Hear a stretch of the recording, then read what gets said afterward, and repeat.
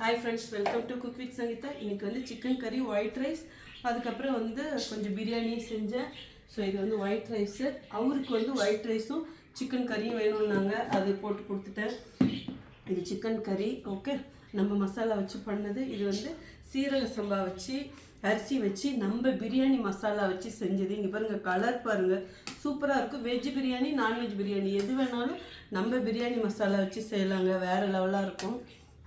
So நிறைய வாட்டி நான் எப்படி நம்ம பிரியாணி மசாலா வச்சு செய்கிறது, ரெசிபி பண்ணுறதுங்கிறத வீடியோ போட்டிருக்கேன். ப்ளீஸ் ட்ரை பண்ணி பாருங்கள்.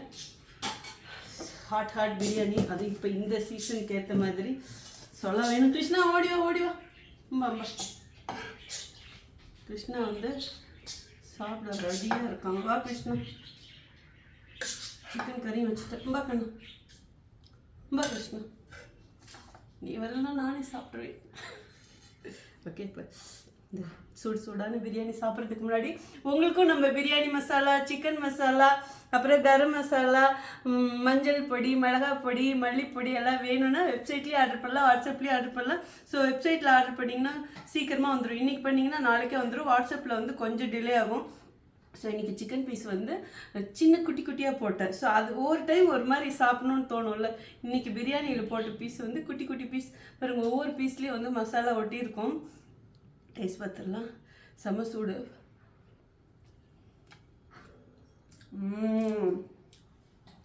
அப்பா அப்பா அப்படி இருக்கு.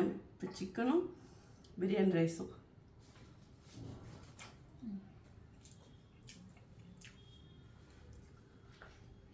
இதுக்காகவே வாழணும்னு தோணுது. நிஜமாக சொல்கிறேன், அப்படியே தேவாமிரதமாக இருக்குது. அப்படி இந்த சிக்கனோட வச்சு சாப்பிடும் போதும் சொல்ல வேணும். ரொம்ப கிருஷ்ணா கோச்சிட்டு இருக்காங்க அந்த மாதிரி.